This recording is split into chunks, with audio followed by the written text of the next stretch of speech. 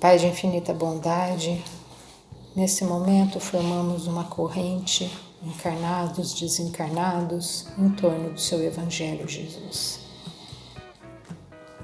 Que nós tenhamos momentos agora de olharmos para nós, de prestarmos atenção nas nossas formas de pensar, que o texto de hoje nos estimule a que nós humildemente olhemos as nossas características e busquemos alternativas para combatê-las e que nós saiamos daqui fortalecidos na nossa vontade, no esforço, pois nada cai do céu. As construções têm que fazer parte das nossas escolhas, de nós enfrentarmos as nossas iniquidades e sairmos vitoriosos, nem que seja em um pequeno aspecto da mesma.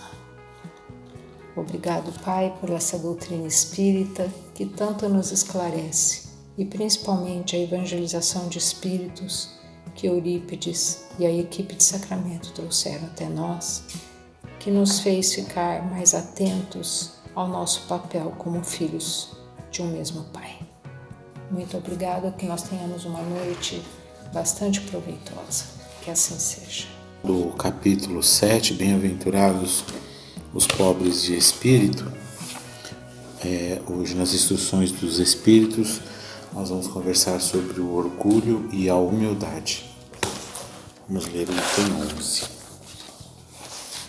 Que a paz do Senhor esteja convosco, meus caros amigos. Venho até vós para encorajar-vos a seguir o bom caminho. Aos pobres espíritos que outrora habitavam a terra, Deus atribui a missão de vir esclarecer-vos. Bendito seja pela graça que nos concede de podermos ajudar em vosso aprimoramento. Que o Espírito Santo me esclareça e me ajude a tornar minha palavra compreensível e me dê a graça de colocá-la ao alcance de todos. Todos vós encarnados que estáis aflitos e procurais a luz, que a vontade de Deus me ajude para fazer essa luz brilhar aos vossos olhos. A humildade é uma virtude muito esquecida entre vós. Os grandes exemplos que vos foram dados poucos são seguidos, e, no entanto, podeis ser caridosos para vosso próximo sem a humildade? Não, pois esse sentimento nivela os homens. Diz-lhes que são irmãos, que devem ajudar-se entre si e conduzirem-se ao bem. Sem humildade, enfeitai-vos de virtudes que não tendes, como se usasseis uma roupa para esconder as deformidades de vosso corpo. Relembrai aquele que vos salva. Relembrai sua humildade, que o fez tão grande e o pôs acima de todos os profetas. O orgulho é terrível adversário da humildade. Se o Cristo prometia o reino dos céus aos mais pobres, é porque os grandes da terra imaginam que títulos e riquezas são recompensas dadas a seu mérito e que sua essência é mais pura que a do pobre. Acreditam que isso lhes é devido, e é por isso que, quando Deus lhes tira o que tem, acusam-no de injustiça. Irrisão e cegueira! Deus os distingue pelos corpos? O envoltório do pobre não é o mesmo do rico? O Criador fez duas espécies de homens? Tudo que Deus faz é grande e sábio. Nunca lhe atribuais as ideias concebidas por vossos cérebros orgulhosos. Rico, enquanto dormes sob teus aposentos dourados ao abrigo do frio, não sabes que milhares de teus irmãos que valem o mesmo que ti jazem sobre a palha? O infeliz que suporta a fome não é teu igual? A essa palavra, teu orgulho se revolta, bem sei. Consentirias em dar-lhes esmola, mas nunca em apertar-lhe fraternalmente a mão. Que, dizes, eu, saído de sangue nobre, grande da terra, seria igual a esse miserável que veste farrapos? Vã filosofia de pretensos filósofos. Se fôssemos iguais, por que Deus o teria colocado tão abaixo e a mim tão alto? É verdade que vosso vestuário em quase nada se assemelha. Mas que se despisse a ambos, que diferença haveria entre vós? A nobreza do sangue, dirás. Mas a química não encontrou diferença entre o sangue do grande nobre e o do plebeu, entre o do senhor e o do escravo. Quem diz que tu também não foste miserável e infeliz como ele? Que não pediste esmola? Que não a pedirás um dia àquele mesmo que hoje desprezas? São eternas as riquezas? Não terminam com o corpo, envoltório perecível de teu espírito? Volta-te humildemente a ti mesmo. Lança, enfim, os olhos sobre a realidade das coisas deste mundo, sobre o que faz a grandeza e a inferioridade no outro. Pensa que a morte não te poupará mais que a outro, que os títulos não te preservarão dela, que ela pode atingir-te amanhã, hoje, em 1 hora. E se te sepultas em teu orgulho, então eu lamento, pois serás digno de piedade. Orgulhosos, que éreis vós antes de ser nobres e poderosos? Talvez éreis mais baixos que o último de vossos criados. Curvai, pois, vossas frontes altivas, pois Deus pode baixá-las no momento que as elevai. Todos os homens são iguais na balança divina. Só as virtudes distinguem-nos aos olhos de Deus. Todos os espíritos são de uma mesma essência e todos os corpos são formados com a mesma massa. Vossos títulos e vossos nomes não mudam nada disso. Ficam no túmulo e não são eles que dão a felicidade prometida aos eleitos. A caridade e a humildade são seus títulos de nobreza. Pobre criatura, és mãe, teus filhos sofrem, têm frio e fome. Vais, curvada sob o peso de tua cruz, humilhar-te para lhes trazer um pedaço de pão. Eu me inclino diante de ti, como és nobremente santa e grande aos meus olhos. Espera e ora, a felicidade ainda não é deste mundo. Aos pobres oprimidos e confiantes nele, Deus dá o reino dos céus. E tu, moça, pobre criança devotada ao trabalho, às privações, por que estes tristes pensamentos? Por que chorar? Que teu olhar se eleve piedoso e sereno até Deus. Aos passarinhos ele dá a pastagem. Tenha confiança nele, e ele não te abandonará. O rumor das festas, dos prazeres do mundo, faz bater teu coração. Também desejavas ornar tua cabeça com flores e misturar-te aos felizes da terra. Dizes a ti mesma que poderias, como essas mulheres que olhas passar, extravagantes e risonhas, ser rica também. Cala-te, criança. Se soubesse quantas lágrimas e dores sem nome são escondidas sob essas vestes bordadas, quantos soluços são abafados sob o som dessa animada orquestra, preferirias teu humilde retiro e tua pobreza. Permaneça pura aos olhos de Deus. Se não desejas que teu anjo guardião retorne a ele, rosto escondido sob as asas brancas, e te deixe com teu remorso sem guia, sem apoio neste mundo onde ficarias perdida, esperando ser punida no outro. E vós que sofreis injustiças dos homens, sede indulgentes com as faltas de vossos irmãos, pensando que mesmo vós não estáis isentos de censuras. Isto é caridade, mas é também humildade. Se sofreis calúnias, curvai a fronte sob essa prova. Que vos importam as calúnias do mundo? Se vossa conduta é pura, Deus não pode compensar-vos? Suportar com coragem as humilhações dos homens é ser humilde e reconhecer que só Deus é grande e poderoso. Deus, será preciso que o Cristo retorne uma segunda vez à terra para ensinar aos homens as tuas leis que esquecem? Deveria ainda expulsar os vendilhões do templo que sujam a tua casa, que não é senão um lugar de prece? E quem sabe, ó homens, se Deus vos concedesse essa graça, se não o negaríeis como outrora, se não o chamaríeis de blasfemador, pois ele humilharia o orgulho dos fariseus modernos. Talvez o faríeis recomeçar o caminho do Gólgota. Quando Moisés foi ao monte Sinai receber os mandamentos de Deus, o povo de Israel, entregue a si mesmo, abandonava o verdadeiro Deus. Homens e mulheres davam o seu ouro e suas joias para que se fizesse um ídolo que adoravam. Homens civilizados, estáis fazendo como eles. Cristo vos deixou sua doutrina. Ele vos deu o exemplo de todas as virtudes e abandonastes exemplos e preceitos. Cada um de vós, com suas paixões, fez para vós um Deus a vosso gosto. Para uns, terrível e sanguinário. Para outros, indiferente aos interesses do mundo. O Deus que fizestes é ainda o bezerro de ouro que cada um adapta a seus gostos e às suas ideias. Despertai, meus irmãos, meus amigos, que a voz dos Espíritos toque vossos corações.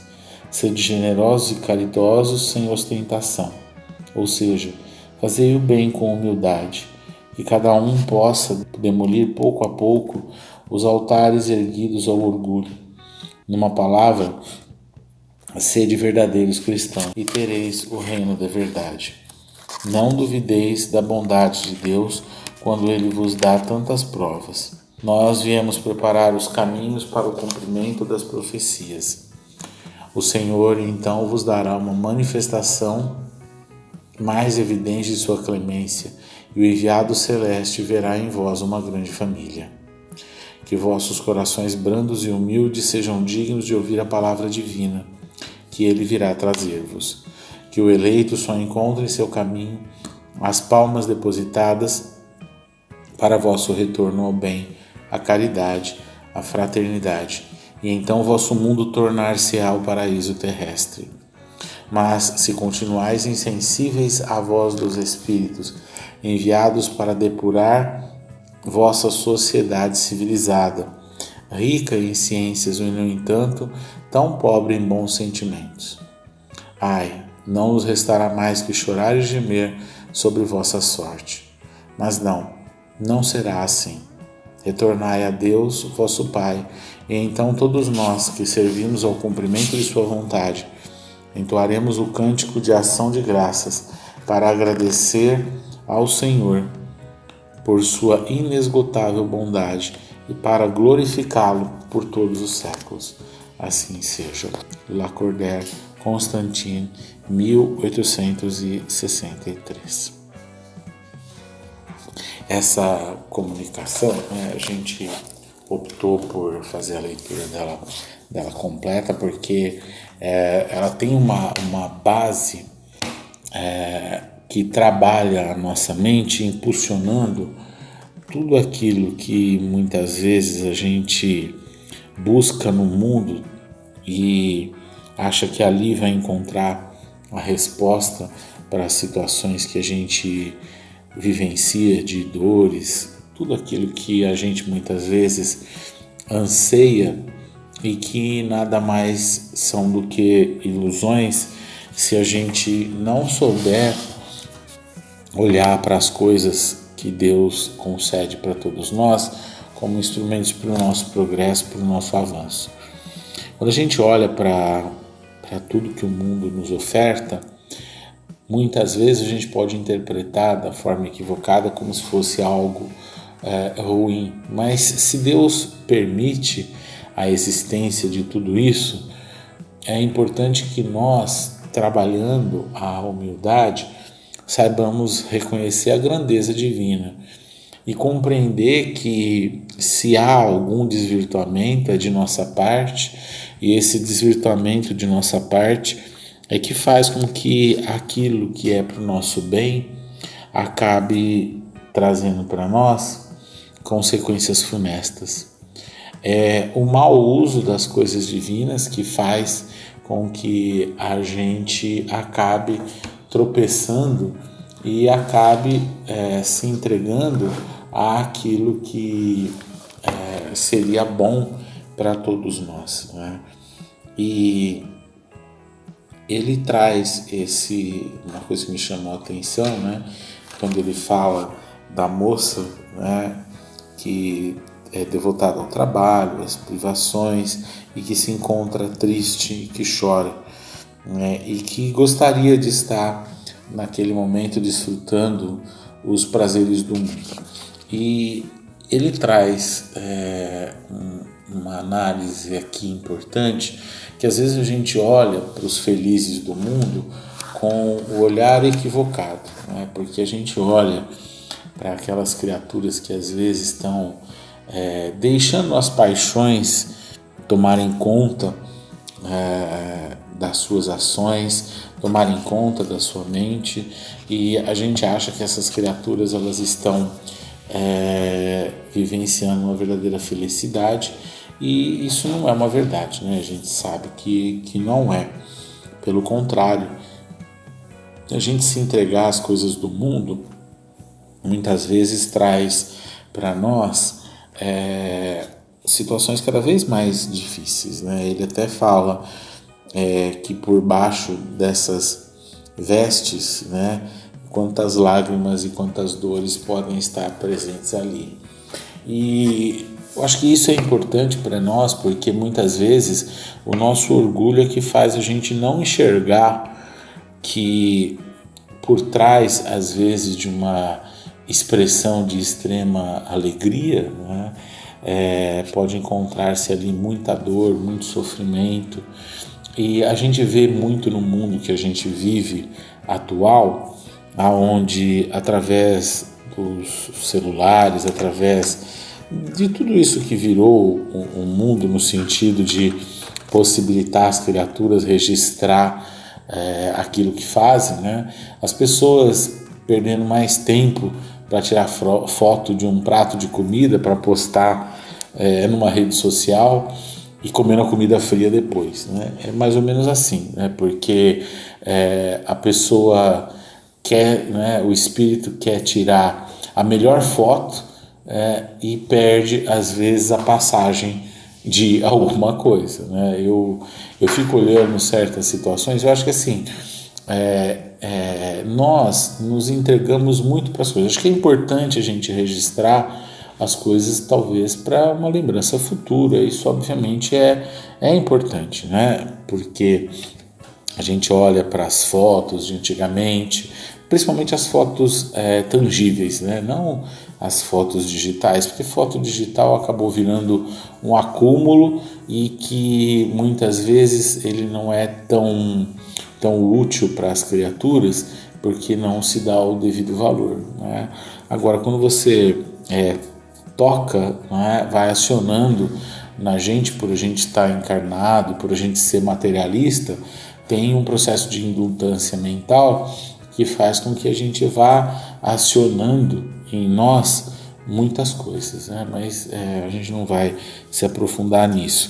Mas a gente vê hoje em dia que é bem o que eu coloquei há pouco, né? A gente às vezes gasta um tempo enorme, né, e foca em ficar tirando foto com o aparelho, filmando e tudo, mas como expressão de vaidade, como expressão de conquista, como expressão de poder, e não trabalhando o que o Evangelho de hoje traz para nós, que é a humildade, né? Novamente, né, vou frisar isso, não que a gente não deva registrar, né? A gente deve registrar, mas a gente precisa entender se está havendo um equilíbrio ou se nós estamos desequilibrando. É o que eu falei há pouco, né? A gente vai tirar às vezes foto de um prato que a gente vai consumir no restaurante, o prato é lindo, mas a gente leva tanto tempo para poder tirar aquela foto para que saia a foto perfeita, que na hora que você vai comer a comida está fria. Então você não dosa a ação que está sendo realizada. E isso mostra para nós a dificuldade que nós temos de lidar com as coisas que Deus providencia para nós no momento atual, né? Onde seria importante a gente tirar uma foto, por exemplo, de um prato que a gente vai às vezes num restaurante que é diferente, né? Onde tem uma comida diferente, tem tantas pessoas criativas, né? Pessoas extremamente inteligentes com a cozinha, com tudo no mundo. A gente vê muita criatividade.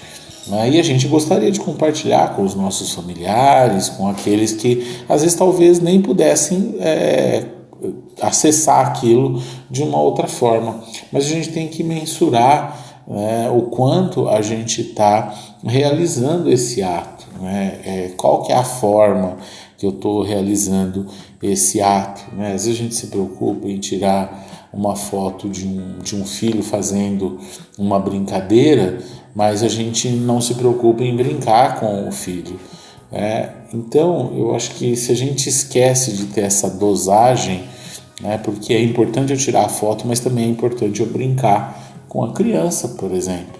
A gente se esquece dessas coisas, e isso é a gente se entregar às coisas do mundo, a gente deixar os nossos desequilíbrios falarem mais alto, aonde a gente julga muitas vezes que a gente tem o controle de tudo, pode agir como a gente quiser, e isso não traz nenhuma consequência para nós, E às vezes a gente vê quantas situações que a gente já viu de pessoas que às vezes estão postando alguma coisa na internet demonstrando que ali são felizes, que ali estão bem, e aí quando você vai ver a realidade, na internet tem várias coisas mostrando isso, você vai ver a realidade como a pessoa está fazendo aquela foto, é uma coisa extremamente triste e lamentável, porque está sendo feito com simplesmente a intenção de satisfazer, às vezes, uma tola vaidade. Então, trabalhar esses valores que o Lacordaire está trazendo aqui para nós é um processo que demanda esforço para nós, porque trabalhar o orgulho não é simplesmente o orgulho somente, porque é muito fácil a gente falar que é orgulho, mas sim a gente analisar as ramificações do orgulho.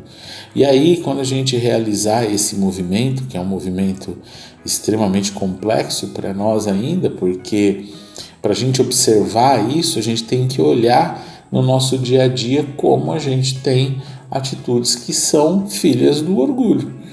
E essas atitudes às vezes são imperceptíveis, E a gente fala das ações no dia a dia. Então, às vezes a gente está no trabalho, tem atitudes orgulhosas com aqueles que são inferiores e às vezes até com aqueles que são superiores. Quando a gente tem essas situações que nos influenciam, é que a gente vai percebendo como nós somos, e se a gente não buscar no dia a dia o entendimento de cada ação que a gente realiza, se é ou se não é uma vertente do orgulho, a gente não tem essa possibilidade de modificação. Eu lembro uma vez que eu estava conversando com uma pessoa e a gente falou sobre a questão, por exemplo, da timidez, e todo mundo acha que a timidez, a gente envolve ela com o vitimismo, como se a pessoa fosse uma coitada, E não é, é uma expressão de orgulho. A timidez nada mais é do que a criatura que olha para certas situações e, em hipótese alguma, ela quer se expor, ela quer realmente mostrar as suas possíveis falhas, Então vai se escondendo atrás desse sentimento. Então a gente muitas vezes sequer tem noção do que verdadeiramente é o orgulho. Então por isso que a gente fala da importância da gente observar no dia a dia, para que a gente possa, observando no dia a dia, avançar, transformar e modificar. E aí a gente conseguirá com certeza vencer a nós mesmos e atingir um novo patamar, que é aquilo que todos nós estamos buscando.